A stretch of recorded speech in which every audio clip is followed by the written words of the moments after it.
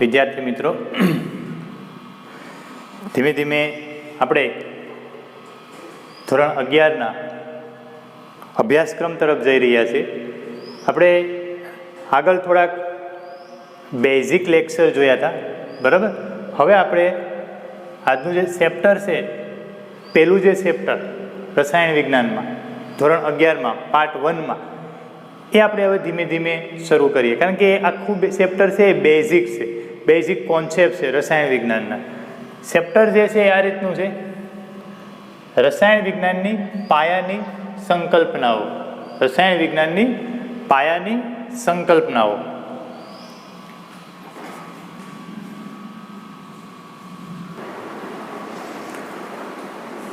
તો આપણે શરૂ કરીએ એ પહેલાં એક મિત્રો, લેક્ચર જોવા બસ ખાલી જોઈને સંતોષ નથી અનુભવવાનો, તમારે વર્ક કરવું પડશે, બરાબર.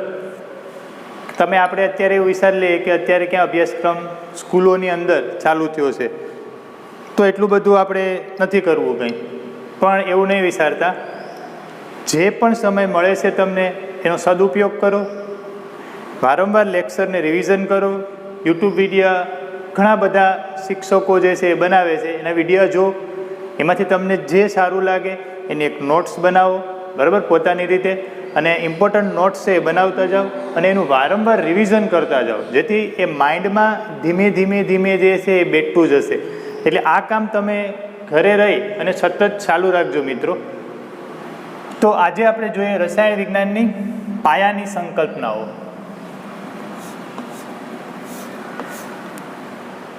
જે બેઝ છે રસાયણ વિજ્ઞાનનો, બરાબર, એ આપણે આ ચેપ્ટરમાં જોવાનો છે. તો આજનો લેક્ચર એ મિત્રો એકદમ સામાન્ય માહિતી માટેનો છે, જનરલ ઇન્ટ્રોડક્શન છે, પરંતુ એ કરવો પણ જરૂરી છે. એમાંથી કોઈ મોટા MCQ કે કોઈ ક્વેશ્ચન પૂછાય નહીં, પરંતુ તમારો બેઝ છે એ સારો બનાવવા માટે આ લેક્ચર ભરવો જરૂરી છે, બરાબર. એટલે આપણે સ્ટાર્ટ કરીએ. એક સાયન્ટિસ્ટથી આપણે સ્ટાર્ટ કરીએ.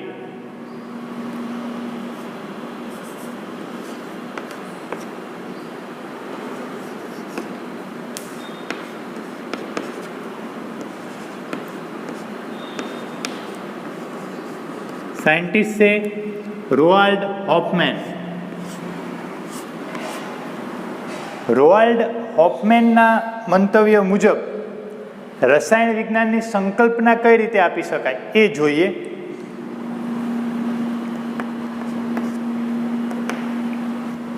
રોઆલ્ડ હોફમેને એવી વાત કરી: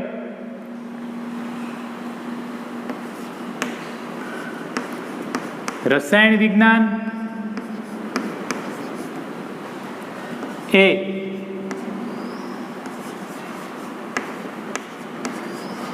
અણુઓ અને તેના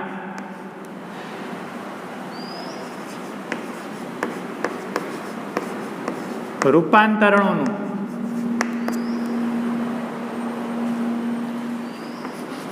વિજ્ઞાન છે. આ પહેલું સેન્ટેન્સ એનું. રસાયણ વિજ્ઞાન એ અણુઓ અને તેના રૂપાંતરણોનું વિજ્ઞાન છે. બીજું સેન્ટેન્સ આવી રીતનું લખ્યું છે એણે: રસાયણ વિજ્ઞાન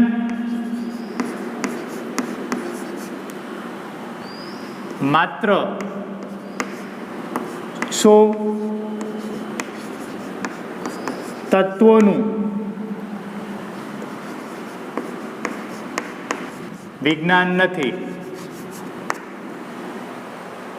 બીજું સેન્ટેન્સ: રસાયણ વિજ્ઞાન એ માત્ર 100 તત્વોનું વિજ્ઞાન નથી, પરંતુ આ તત્વોમાંથી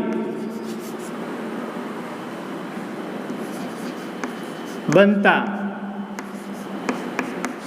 વૈવિધ્યસભર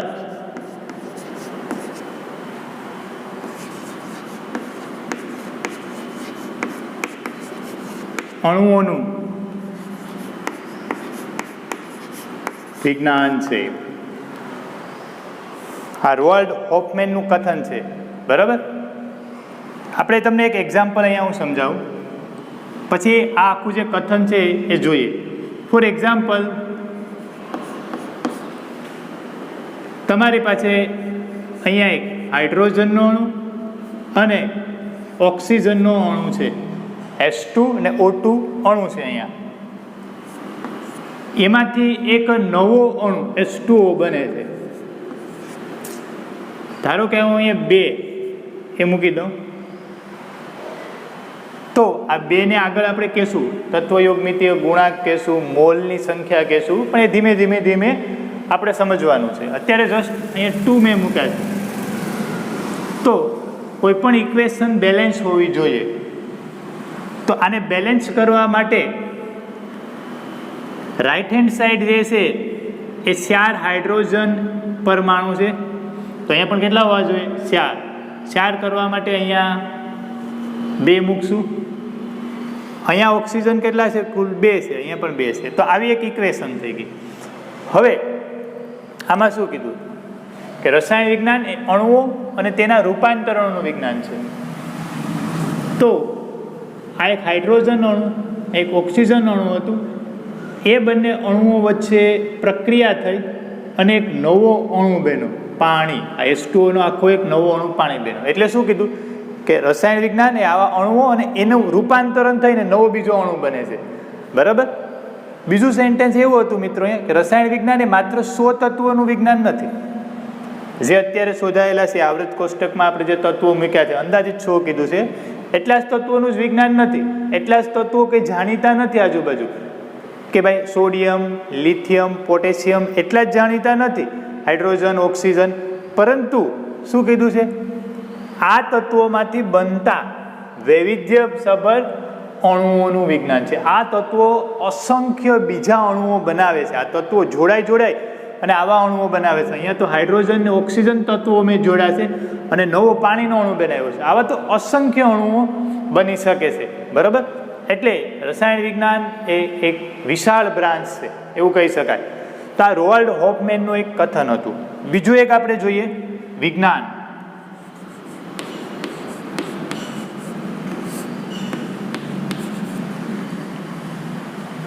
વિજ્ઞાનને આપણે રજૂ કરવું હોય સરળ ભાષામાં કે વિજ્ઞાન કોને કહેવાય, બધાના આ ડેફિનેશન તો સાંભળી જ હશે વિજ્ઞાન વિશેની. બરાબર. તો છતાં એનસીઆરટીની બુકમાં આવું એક સેન્ટેન્સ છે, વિજ્ઞાન એ કોને કહેવાય. આપણે વિજ્ઞાન કોને કહીએ? તો કે આપણે એવું સમજીએ કે કોઈ કુદરતી ઘટના થાય. બરાબર. દાખલા તરીકે કોઈ ભૂકંપ આવે ખૂબ ઊંચી તીવ્રતાનો, બરાબર, અથવા તો ખૂબ જ વરસાદ પડે કોઈ વિસ્તારમાં કે જ્યાં પહેલાં અગાઉના વર્ષોમાં એટલો કોઈ વરસાદ નહોતો પડ્યો, પણ આ વર્ષમાં ખૂબ જ વરસાદ પડ્યો. બરાબર. ખૂબ જ વધુ મિલીમીટર વરસાદ પડી ગયો ત્યાં. તો પછી શું કરશે? તો કે મનુષ્ય એટલે કે વૈજ્ઞાનિકો એના તથ્ય શોધશે. શું કામ અહીંયા એટલો વરસાદ પડ્યો, પહેલાં એટલો નહોતો પડ્યો, એનું ટેમ્પરેચર કેવું છે, એનું એટમોસ્ફિયર કેવું છે. તો આ જે વરસાદ પડવાની ઘટના હતી એ કેવી હતી મિત્રો? કુદરતી હતી ને. બરાબર. તો આ કુદરતી ઘટનાને વૈજ્ઞાનિકોએ સમજી અને સમજતા એક એવો કોન્સેપ્ટ એમાંથી બહાર નીકળશે કે જે વિજ્ઞાનનો કોન્સેપ્ટ હશે, જેને આપણે વિજ્ઞાન કહીએ છીએ. તો વિજ્ઞાન એટલે આપણે સિમ્પલ આવું લખી શકીએ મિત્રો વિજ્ઞાન વિશે, કુદરતને સમજવા અને વર્ણવવા માટેના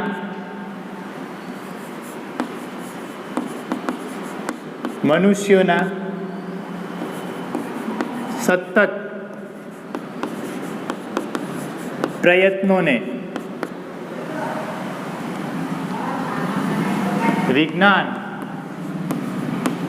તરીકે અભિવ્યક્ત કરી શકાય. કુદરતને સમજવા અને વર્ણવવા માટે, જે કુદરતી ઘટના થાય છે એને સમજવા અને વર્ણવવા માટે જે વૈજ્ઞાનિકો સતત પ્રયત્નો કરે છે, બરાબર, એને જ આપણે શું કહીએ છીએ? વિજ્ઞાન. બરાબર. તો વિજ્ઞાન છે મિત્રો એ ખૂબ જ જટિલ છે. એ સરળતાથી સમજી ન શકાય, તો વૈજ્ઞાનિકોએ સરળતા ખાતર વિજ્ઞાનને જુદી જુદી શાખાઓમાં વિભાજિત કરી નાખ્યું. વિજ્ઞાનને જુદી જુદી શાખાઓમાં વિભાજિત કરી નાખ્યું.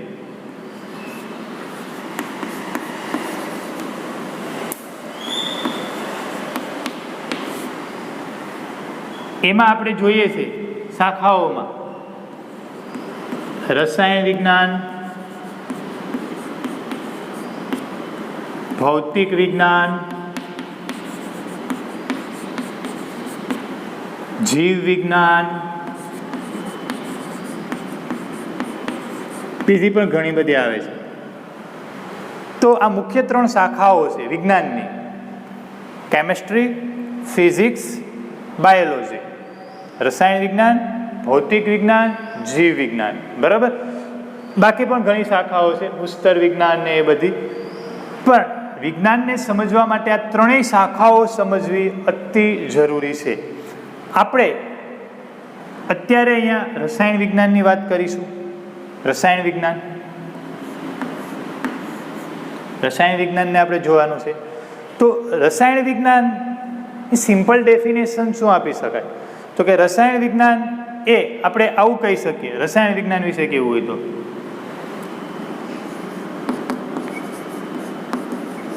દ્રવ્યોનું સંઘટન,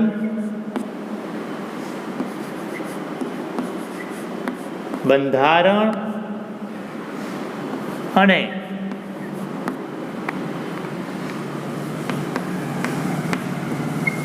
ગુણધર્મો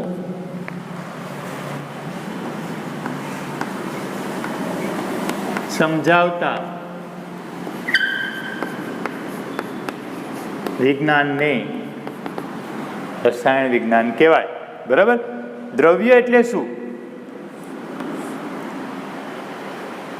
દ્રવ્ય મતલબ આજુબાજુ તમને જે નરી આંખે દેખાય તમામને દ્રવ્ય કહેવાય. દ્રવ્ય વિશે તમે આગળના ધોરણમાં અભ્યાસ કરી ચૂક્યા હશે કે દ્રવ્ય એટલે કે જે વસ્તુ દળ અને કદ ધરાવે, દળ એટલે વજન અને જગ્યા રોકે એવી તમામ વસ્તુઓને આપણે દ્રવ્ય કહીએ છીએ. મારા હાથમાં રહેલો ચોક એ દ્રવ્ય કહેવાય, કારણ કે આ વજન ને જગ્યા બંને રોકે છે. મારા હાથમાં રહેલી ઘડિયાળ એ દ્રવ્ય કહેવાય. બરાબર. આજુબાજુની તમામ વસ્તુ, ખુરશી છે, ચેર છે, ફેન, પંખો, એ બધી વસ્તુ જે છે દ્રવ્ય કહેવાય છે. બરાબર. કે પછી આપણે જે વસ્તુ ખાઈએ છીએ, ખોરાક છે, પાણી છે, આ બધી વસ્તુ, વનસ્પતિ છે, બધી દ્રવ્યોમાં આવી જાય. તો એ દ્રવ્યોનું સંઘટન મતલબ કે એમાં રહેલા ઘટકો, બંધારણ, સ્ટ્રક્ચર અને એના ગુણધર્મો સમજાવતા વિજ્ઞાનને આપણે કહીએ છીએ કેમેસ્ટ્રી, રસાયણ વિજ્ઞાન. બરાબર. તો આ કોઈ દ્રવ્ય છે એનું સંઘટન સમજવું હોય, સપોઝ કે ગ્લુકોઝ એની વાત કરું, ગ્લુકોઝનો પાવડર, બરાબર, બધાએ જોયો હશે. તો એનું સંઘટન, એમાં કયા ઘટકો રહેલા છે, એનું બંધારણ કેવું છે, સમચતુષ્ફલકીય છે કે કેવું છે, એના ગુણધર્મો કેવા છે, ભૌતિક અને રાસાયણિક, એ બધું સમજવું એટલું સહેલું નથી. બરાબર. તો એ જે સમજાવીને આપણે રસાયણ વિજ્ઞાન કહીએ છીએ. આ જે 3 બાબતો છે, સંઘટન, બંધારણ અને ગુણધર્મો, આ બાબતો સમજવા માટે સંઘટન, બંધારણ અને ગુણધર્મો, બરાબર, આ 3ને સમજવા માટે જે દ્રવ્ય છે એના જે પાયાના ઘટકો છે, અણુ અને પરમાણુ, એ સમજવા પડે. બરાબર. આ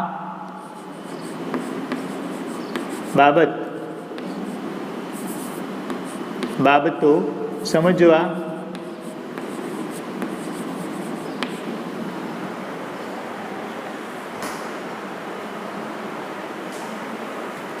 આપણે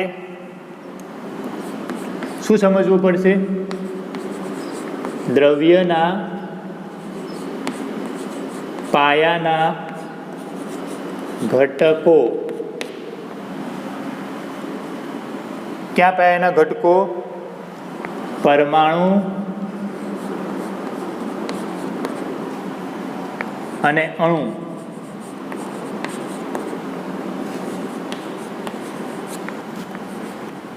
સમજવા પડે. બરાબર.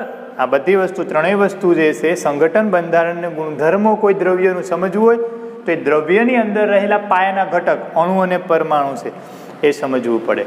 તો આપણે રસાયણ વિજ્ઞાન જે છે એને આવું પણ કહી શકીએ. રસાયણ વિજ્ઞાન, કારણ કે કોઈ પણ દ્રવ્ય છે એનો નાનામાં નાનો ઘટક કયો, કોઈ પણ દ્રવ્યનો નાનામાં નાનો ઘટક કયો, અહીંયાથી જવાબ મળશે. આ દ્રવ્ય છે એનો નાનામાં નાનો ઘટક કયો હશે આની અંદર? વિચારો. અણુ અને પરમાણુ. એટલે કોઈ પણ દ્રવ્યનો નાનામાં નાનો ઘટક અણુ અને પરમાણુ છે. તો પછી રસાયણ વિજ્ઞાનનું આ રીતે ડેફિનેશન, બીજી એક સાદી એવી ડેફિનેશન આપી શકું કે રસાયણ વિજ્ઞાન અણુઓ અને પરમાણુઓનું વિજ્ઞાન છે. કહી શકાય ને, રસાયણ વિજ્ઞાન અણુઓ અને પરમાણુઓનું વિજ્ઞાન છે. અણુ પરમાણુ વિશે તો આઈડિયા હશે કે જે પરમાણુ હોય છે, દાખલા તરીકે આ પરમાણુઓ છે,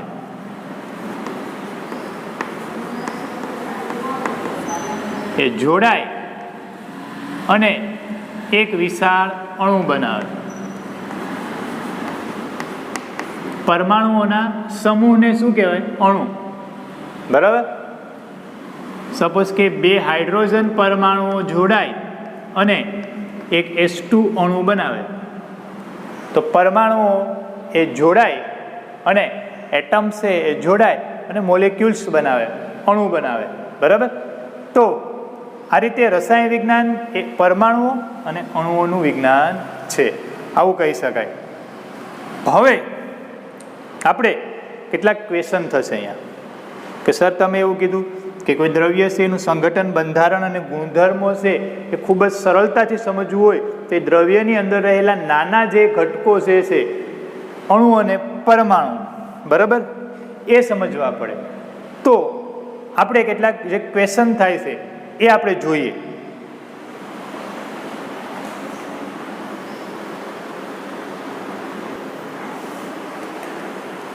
અચ્છા, તો આપણે કેટલાક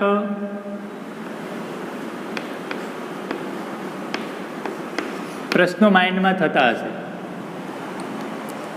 કેવા થતા હશે કે આ જે પરમાણુ અને અણુની વાત કરી એને આપણે જોઈ શકીએ?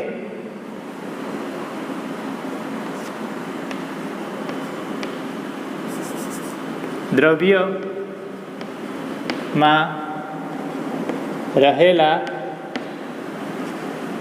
અણુ કે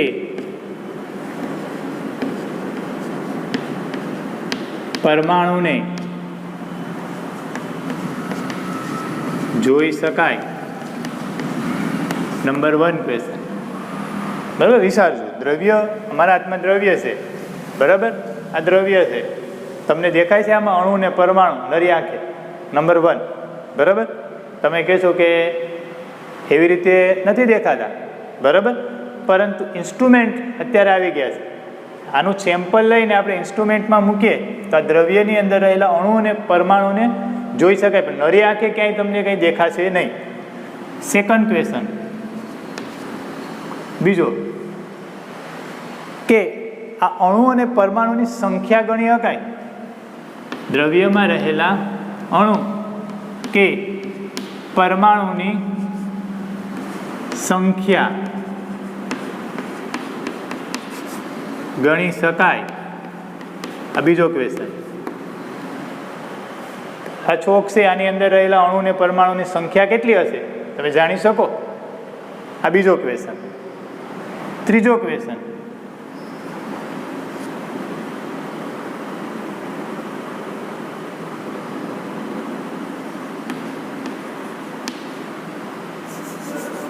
અણુ કે પરમાણુનું દળ જાણી શકાય. ત્રીજો ક્વેશ્ચન, દ્રવ્યમાં રહેલા અણુ કે જે પરમાણુ છે એનું દળ કેટલું હશે એ જાણી શકાય.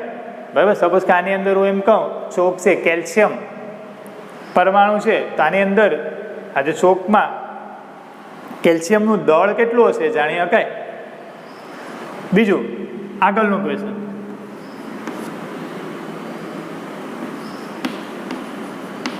દ્રવ્યના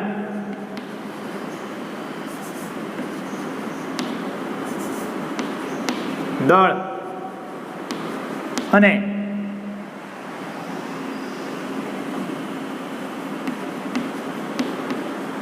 પરમાણુ કે અણુની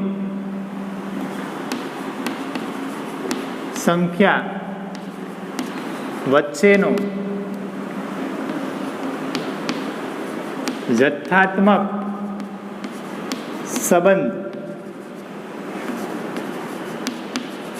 સ્થાપી શકાય. દ્રવ્યનું દળ જાણતા હોય, સપોઝ કે આ છોક છે એ ધારો કે 20 ગ્રામનો છે કે 10 ગ્રામનો છે, તો એ 10 ગ્રામ દ્રવ્યની અંદર રહેલા અણુ અને પરમાણુની સંખ્યા કેટલી હશે એવો કોઈ જથ્થાત્મક સંબંધ જે છે એ આપણે સ્થાપી શકીએ. એનો મતલબ કે કોઈ એવું સૂત્ર આપણે દ્રવ્યના દળ ઉપરથી અણુ અને પરમાણુની સંખ્યા જાણી શકાય એવું કોઈ સૂત્ર આપણે ક્લાસિફાઈ કરી શકીએ. તો આવા બધા ક્વેશ્ચન છે. બરાબર. એ અત્યારે તમારા માઇન્ડમાં ઉદ્ભવતા હશે કે અણુ અને પરમાણુને જોઈ શકાય, દ્રવ્યમાં રહેલા અણુ અને પરમાણુ છે એનું દળ છે એ જાણી શકાય. ત્રીજો ક્વેશ્ચન કે અણુ અને પરમાણુની સંખ્યા છે એ જાણી શકાય. બરાબર. તો આવા બધા જે ક્વેશ્ચન છે અત્યારે તમારા માઇન્ડમાં હશે, તો આ બધા જે પ્રશ્નો છે એનો આપણે આન્સર છે એ ચેપ્ટર નંબર 1 એમાં જોવાનો છે. બરાબર. આજે બધી બેઝિક જે કોન્સેપ્ટ નીકળ્યા છે અહીંયા ક્વેશ્ચન મારફતે એનો જવાબ આપણે ચેપ્ટર નંબર 1માં આપવાનો છે. સાથે સાથે જે દ્રવ્ય છે એના કેટલાક ભૌતિક ગુણધર્મો છે. બરાબર. એને આંકડાકીય માહિતી દ્વારા એને આપણે સમજવાની કોશિશ કરશું. સપોઝ કે ગલન બિંદુ છે, ઉત્કલન બિંદુ છે. બરાબર. એ જે ભૌતિક ગુણધર્મો છે એને આંકડાકીય માહિતી આપી અને જથ્થાત્મક રીતે એને આપણે રજૂ કરી શકીએ. તો એ બધા પ્રશ્નોના જવાબ આપણે આ ચેપ્ટરમાં આપવાના છે. એટલે ઓવરઓલ જોઈએ તો આ ચેપ્ટર છે એક બેઝિક પેકેટ છે આપણા માટે, રસાયણ વિજ્ઞાન સમજવા માટેનું. બરાબર. તો આ એક બેઝિક ચેપ્ટર છે, એ ખૂબ જ અગત્યતા ધરાવતું છે. એટલે બહુ ધ્યાન આપી અને આ ચેપ્ટરને ભણજો, આનો જે કોન્સેપ્ટ છે એ સમજજો. બરાબર. એટલે આજનો જે લેક્ચર છે એ જસ્ટ બેઝિક હતો, મતલબ કે એટલું બધું આમાંથી કોઈ ક્વેશ્ચન્સ કે કંઈ નીકળે નહીં, પરંતુ રસાયણ વિજ્ઞાનનું તમારું બેઝ પાવરફુલ કરવા માટે આવી બધી વસ્તુઓ પણ માઇન્ડમાં હોવી જોઈએ.